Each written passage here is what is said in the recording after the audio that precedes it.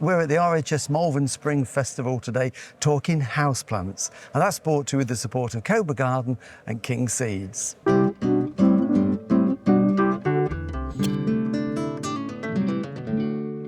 Hello and welcome to Pots and Trowels. Well, today we're in the Festival of Houseplants here at the Malvern show, and these are the indoor plant gardens, and they are amazing. Lots of them with all different designs, showing a whole range of indoor plants that we can grow. And this, I suppose, is how we think they would grow in the wild, in this jungle situation.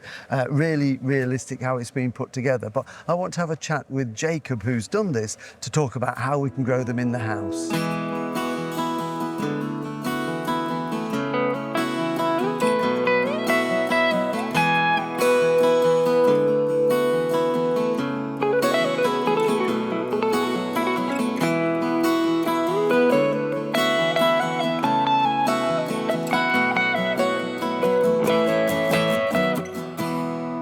Well, first of all, Jacob, congratulations, because you've got the best indoor garden at the show, so that's absolutely brilliant. Because this is a new feature, isn't it, this area at the show? Yeah, so I think the kind of Festival of Houseplants was, the first time they did it was last year.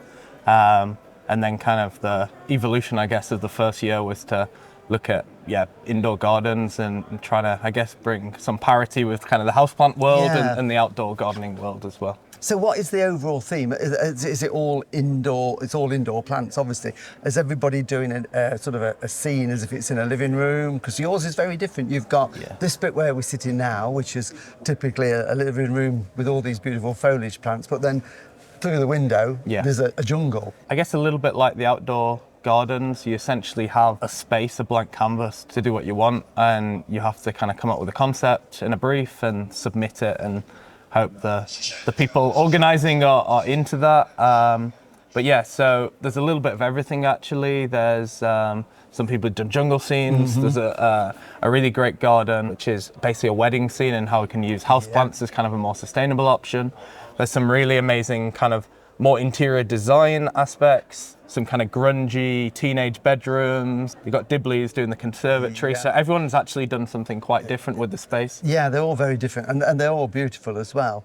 So, I mean, you love your tropicals. You all grow tropicals, that's your business. So how did you get into it in the first place? It's a little bit of a funny story, actually. So I always liked plants, but I wasn't kind of obsessed with them until I think it was about 6 years ago that I really kind of got into them. And at the time I started dating my now partner, soon to be wife, mother of my child. But at the time I was trying to impress her.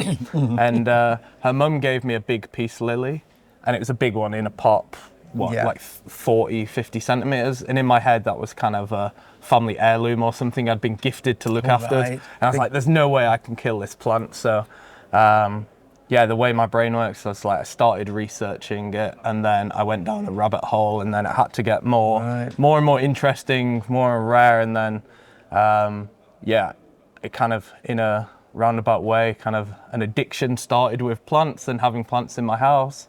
And then I had to make some money to pay for this addiction. So I started selling plants in like March 2020. Right, so that's April 2020, COVID happened, which turned out to be the perfect time to think about selling plants, and then it just snowballed from there. Right, really. So you've now built a good business. You're based in Leeds.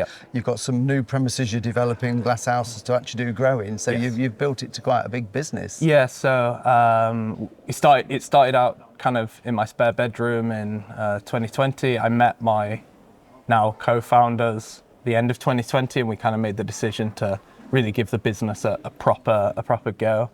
And since then we've got, I think, 12 members of staff now. Wow. A couple of warehouses in Leeds, but as you say, we're planning later on this year to move to York.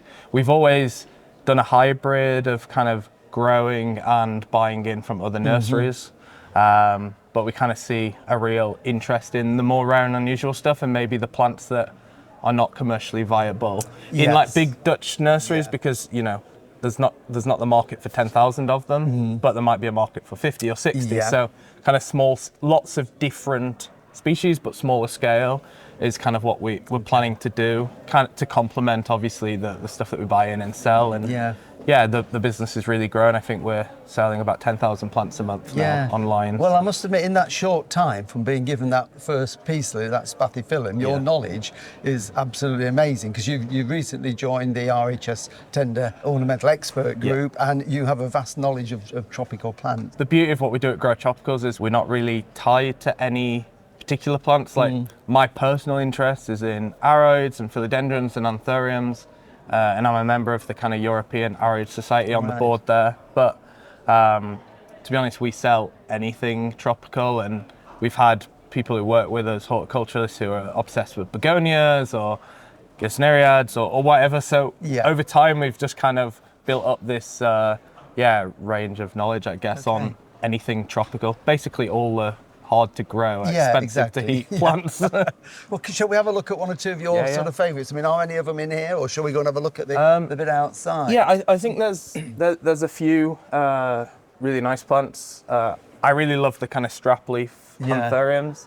This one's Anthurium wendlingeri. It's really nice because obviously, like all aroids, like peace lilies, the flowers got the spadix and the spathe. But this one, the spadix spirals. Oh, right. So it looks, when it's hanging, it looks really amazing. And these are all jungle plants originally, aren't they? Yeah. They're all jungle plants. And what we've tried to do, and kind of the concept, I guess, of the overall stand is, this is like contextualizing on this side where the plants grow in nature. Yeah. And in here, kind of taking the learnings of how the plants grow in nature to inform how you might grow them in the house. So a lot of these plants that are up here and mounted on the wood, they're all kind of epiphytic plants. And behind you, you've got the Platycerium and some of the pothos plants. And the Tillandsia mounted on bark. And then kind of lower down in pots, particularly towards the back where it's a little shadier, you've got more like understory terrestrial plants. Yes. And then what we've done is, obviously that's kind of the conceptual mirroring, but then we've also hopefully reinforced the idea there's kind of physical mirroring as well. Right, so let's go and have a little look. Yeah. I mean, this is amazing. It's just like we're in a bit of a jungle, isn't it? Yeah. And some huge specimens in there, Jacob. So just talk us through one or two of them. Yeah, so again, as I said, it's kind of trying to take some common houseplants and more unusual houseplants and kind of conceptualize like where they might grow. So in the back corner, you've got kind of your classic Monstera deliciosa Swiss cheese plant. And are they popular again now? Because in the 70s, when I was a child, everybody had one. Then they went out of vogue, and now they're back, are they? I think it's a firm favourite. They're relatively easy to care for. The holes in the leaves are amazing. Like, in my opinion, there's not many houseplants that are more kind of impactful and easy to grow and relatively affordable. So it's always a favourite.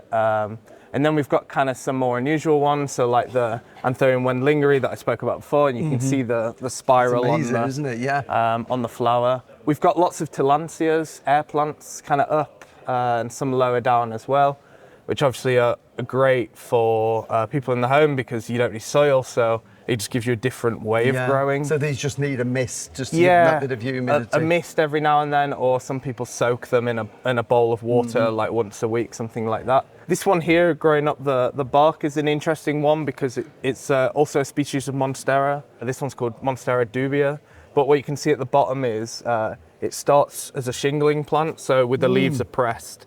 And then as it matures, the leaves develop holes and fenestrations and then kind of grow out from the bark. So, you know, in nature, it would grow up the tree in search of light. And then when it finds a place happy, then it throws the leaves out. For it, yes. And yeah, there's a few other kind of philodendron species. We've got a cyclanth there, which is Colidovica palmata, which is the plant, I believe, is part of like what they make Panama hats from. Oh, right, okay. Then we've got some anthuriums. So just down here, you've got Anthurium veitchi, which is known as like King Anthurium. They're interesting because they've been collected since like the Victorian times and was kind of one of the big showy plants of the hothouses. And then we've got kind of some more unusual, maybe more modern plants that kind of tread the border of like a house plant or a conservatory plant, like this Travesia, which is in the Schefflera family. So a lot of kind of outdoor plant people might be familiar with Scheffleras with Brasseopsis. So it's kind of a slightly more tropical cousin of them. I love the shape of the leaf. Yeah, and this kind of snowflake yeah. effect, which looks very similar to Brasseopsis mitis, which is like a very popular jungle, Right. half hardy jungle plant. And they've all been blended together really, really well. And you've got the understory there as well with the sort of the ground covery ones. It does look very realistic. So I'm sure the judge, well, they obviously loved it because you got best in show, didn't you? Yeah, no, that was amazing. And my colleague Otto, he's kind of obsessed with recreating naturalistic environments. Right. And historically, we've always done it in terrariums, small ones, big ones, but this time it's kind of like an open terrarium, I guess. Absolutely, it's amazing, isn't it? So presumably you're always on the lookout for new and interesting plants and adding to the collection. So where can people get them from you then, apart from at shows, but you can buy them online from? Yeah, primarily, to be fair, we do, I think, 2 or 3 shows a year, primarily all online at growtropicals.com. Brilliant, that's great. Well, thank you for letting us have a look. Congratulations again to you and the team that work with you, and hope it inspires lots of people to grow houseplants. Yeah, thank you for coming along and having a look. Thank you. Thank you.